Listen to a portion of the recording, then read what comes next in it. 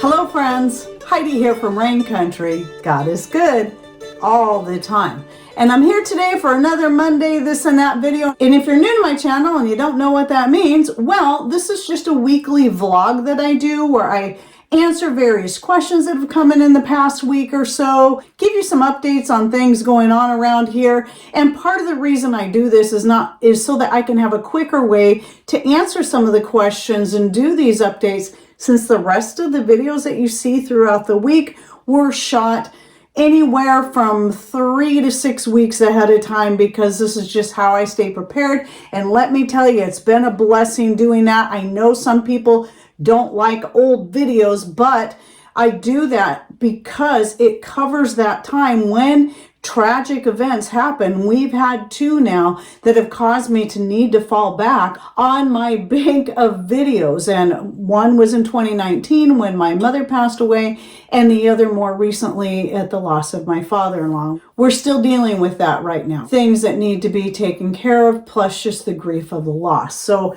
being able to be ahead on videos like that has really made it so much easier, and that way you can still have content coming out even if I have to take a week, 2, 3 weeks off from my channel. But as such, I usually in videos like today, I'm covering various different topics, but most likely, like with vinegar, I have full-length videos on how you can make vinegar and more, which I will always link to in the description box down below of any this and that, where I'm just kind of touching on various topics. So the first one I'm going to talk about today is fermenting weights, because I get asked this one a lot. Now, last week I had the video come out on fermenting red onions, and it can be any onions, but no, I do not use weights. And people notice that. It's like, I read that you're always supposed to use weights, which I think is kind of funny, because when it comes to just fermenting vegetables or making kimchi, I had never heard of people even doing that until recently.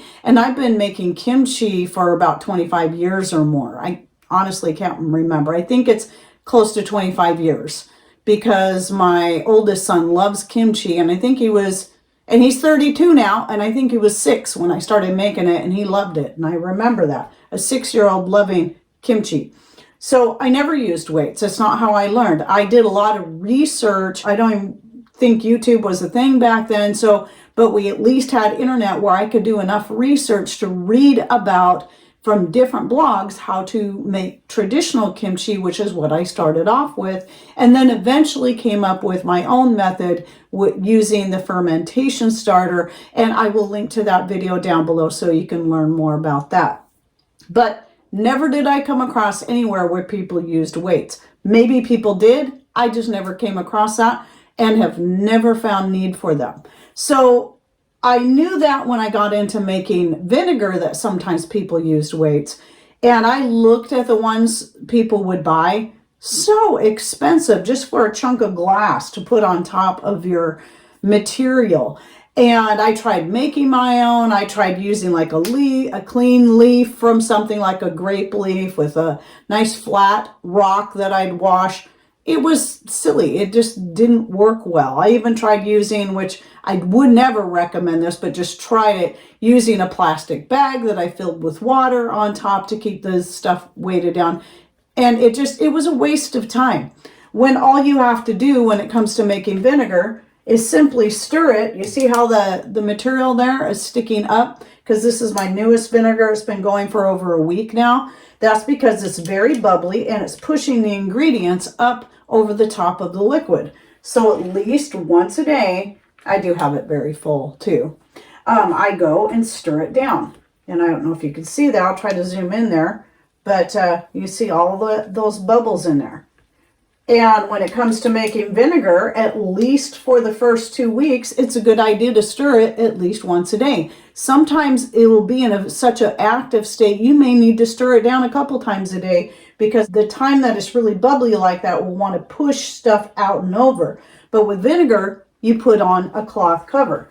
Now for my regular ferments, like the red onions, I just put a snug fitting lid, and during the fermenting time, I may tighten that lid down, shake it up a little bit, same thing with the kimchi, just to make sure everything's staying mixed in, and anything that might have been sitting above the liquid will get mixed in as well. Then I'll slightly loosen that lid again so that the air, the bubbles, the gases can escape. Now, typically with vinegar, your bubbling stops at around 2 weeks, but it can go longer than that. And then once it's done bubbling, once it's all fizzy, once it's done being fizzy, then it goes into the actual vinegar making stage, and it can take another 2 weeks. And you want to leave the cloth cover in place that whole time, because you need oxygen exposure for vinegars for them to become vinegar, but the cloth is to prevent dust, lint, bugs, and whatnot from getting in there. Other types to ferment, we put a tight fitting lid, and things like wine and mead need to have an airlock where the gases can escape so it doesn't explode, but that prevents the oxygen from getting in so that it doesn't turn to vinegar.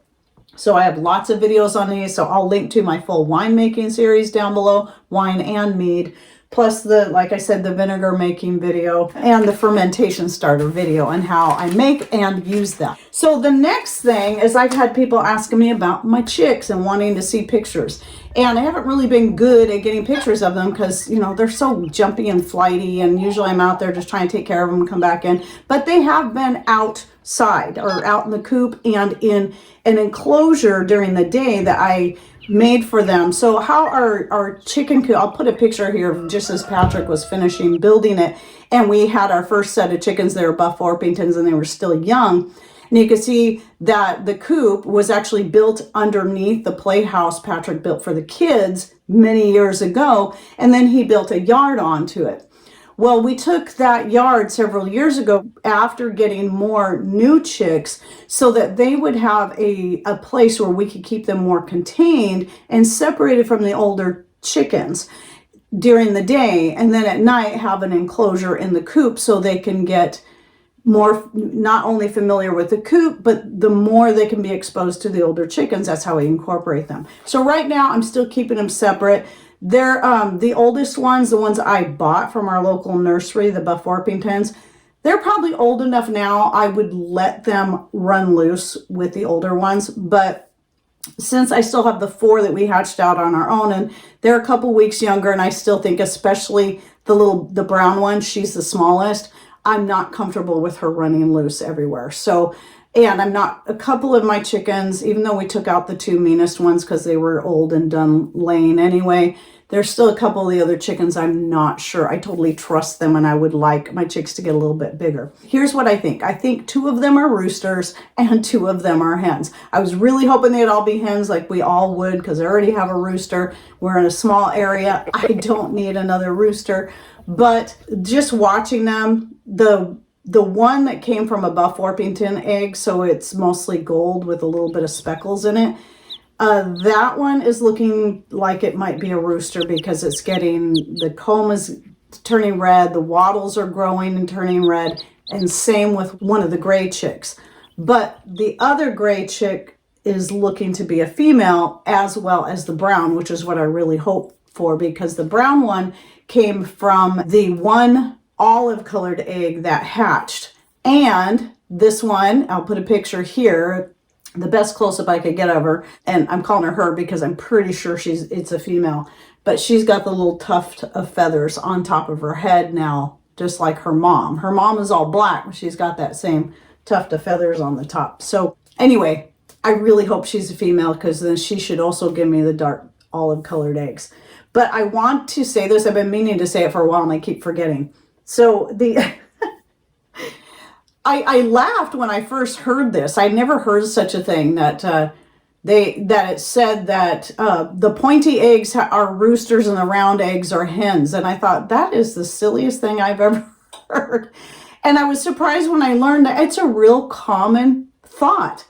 And here's what I know. And I think it's easier for those of us who have just backyard chickens. We have just a small amount of chickens, especially when you're wanting to high grade the eggs that you want to hatch out. And we did that for the first time this year.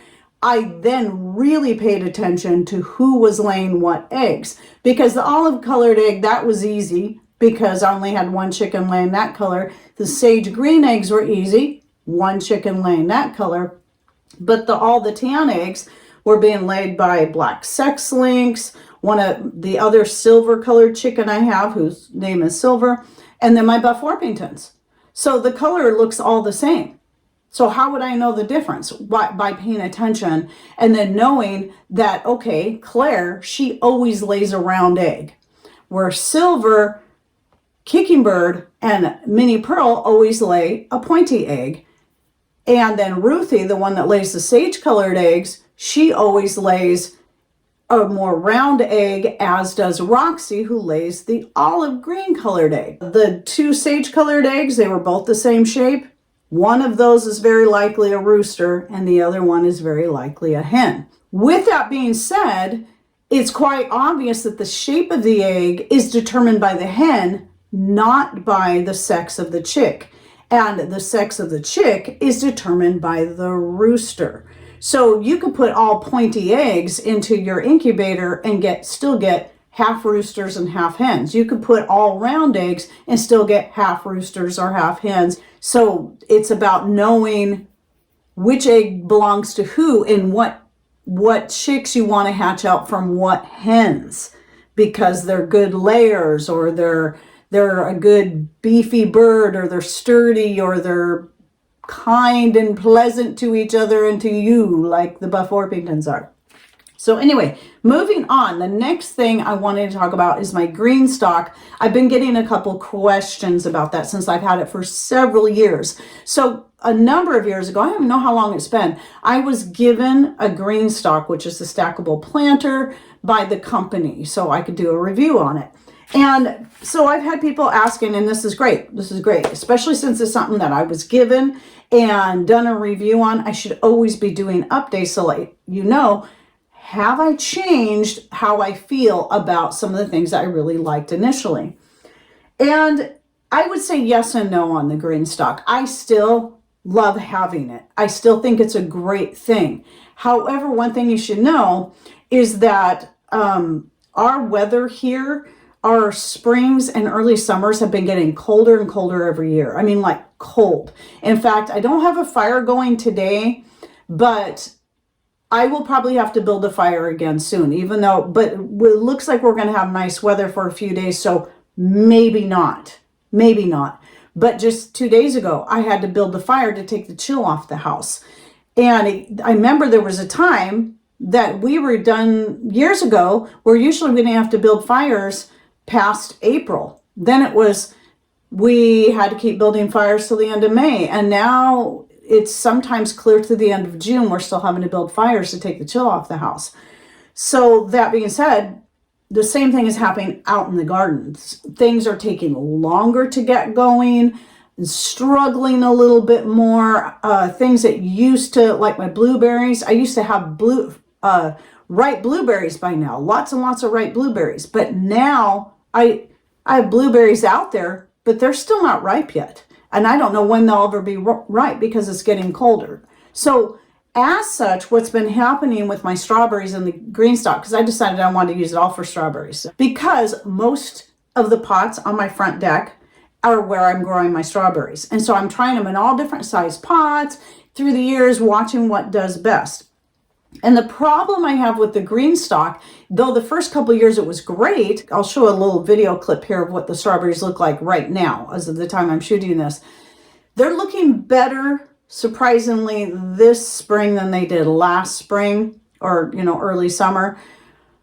But the ones that seem to do best are the ones in the biggest pots that sit closer to the ground. And same thing on the Greenstalk is early in the spring when the plants first start growing, the ones in the top tiers, they'll just sit there. They won't grow at all, where the ones in the bottom will start to grow. And then later in the season, a lot of times it's the ones in the top that do better and put out more berries than the ones in the bottom. I'm saying this because it's all going to depend on where you live, how well that's going to work for you. So you may want to consider, if you live in a cold area that's getting colder and colder, or it's just colder anyway, that thing is rollable. So probably what I should start doing is roll it up next to the house instead of having it out in the open at the edge of the deck. I may try that this next year, because the reason the strawberries at the bottom start coming in first and doing well first is because they're more insulated from all sides by the other pots of strawberries just simply being closer to the ground and not being out there in the open catching all the cold air. But then later in the season, the ones up here are getting more sun than the ones on the bottom. This is why having it on a dolly of some sort, which you can get from Greenstalk, is nice, because I try to make it a habit to turn it a quarter turn every few days or at least once a week, so that each side is getting plenty of sun. So these are just some of the things you have to consider. And for a while, I really wanted to get another one, but I decided against getting another one. I'm going to keep what I have. I'm going to still keep using it and see if I can find better ways to make it work better for my strawberries, so they don't take so long to get going and they do better, such as moving up next to the house until the weather gets warm enough for me to move them out. But you know, it's all going to depend on your climate and also what you're growing in there. I would think that you could grow, and I've considered this. I've considered taking the strawberries on the top out and putting them in other pots and then just putting herbs in the top. But I really don't need to do that because I have herbs growing everywhere. But I do think that, especially if you're limited in space, that would be a great option for growing various types of herbs, especially if you don't need a ton of them. So, you know, you can do thyme maybe on the first tier, oregano on the next tier, or whatever. And then, but I would also make sure you plant it according to what can handle the most heat or cold, or both. So it just some things to consider. But my Greenstalk link is always in the description box down below. But I've also heard that places like Walmart and other places sell far less. I think some people said even some dollar store. I don't know if it's Dollar Tree or Dollar General. The closest dollar store to us is 60 miles away. So I don't know, but apparently you can get stackable planters at places like that and save yourself a lot of money. So I've heard people do quite well with them. But anyway, when it comes to my strawberries, I find they do best in bigger pots for those. And you don't have to grow strawberries in pots. I do, because of our high slug population here.